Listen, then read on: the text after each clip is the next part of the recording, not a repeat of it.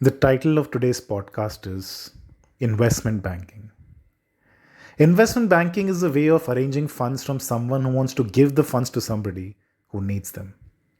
The most important thing, of course, is the duration, the cost, the terms and conditions, and the assumptions, just to keep it simple. Now, when a fund invests in a company, it values the company at a certain amount. So it can know the value of its investment relative to the percentage of its stake in the company. For example, if it values a company at rupees 100 and gives the existing owners rupees 25, it now owns a 25% stake in the company. But how does it arrive at this value of rupees 100? One of the most common ways of determining the value is taking it as a multiple of the projected profits of the company. For example, a fund may value a company at 6 times its projected profits for the year 2028. So if the projected profit for the company for 2028 is 5 rupees a share, it will value a share of the company at rupees 30 a share. Now, how does it arrive at this multiple of 6 times? It sees what are the multiples for similar transactions done in that particular industry.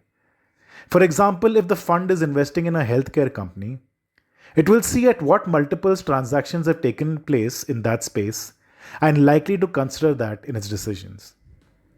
The second thing it will also look at is the multiple at which companies from the same industry are listed on the stock exchange. For example, if the stock of a listed company in the healthcare space is rupees 28 and its projected profit for the year 2028 is rupees 4, it means the company's current share price is at a multiple of 7 times its future profit. Now we know how it determines the multiples. The other question is, how does it project the profit as being rupees 5 2 years in advance, given we are in 2026 right now? Again, it sees what are the trends of the company so far in terms of profit growth and projects it into the future. It also sees trends and future projections of other companies in the same industry. So over a period of time, the assumption that the fund makes about an individual company's future is based on projections from its own past and the projected future of other companies, which means the company's future starts increasingly being represented by proxies rather than its own individual identity. Another thing that a fund also sees is the background of the founders to determine if the company is worth investing in. It sees the usual education pedigree like IITs, IIM degrees, their professional experience, role within the company, and a general gut feeling after meeting them.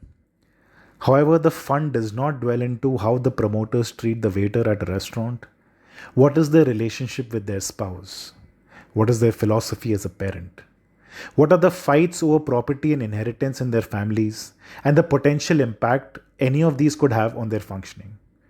Here too, they rely on loose proxies than the deep truth. Eventually, the numbers on an Excel sheet and slides on a PowerPoint deck themselves become the proxy for the company.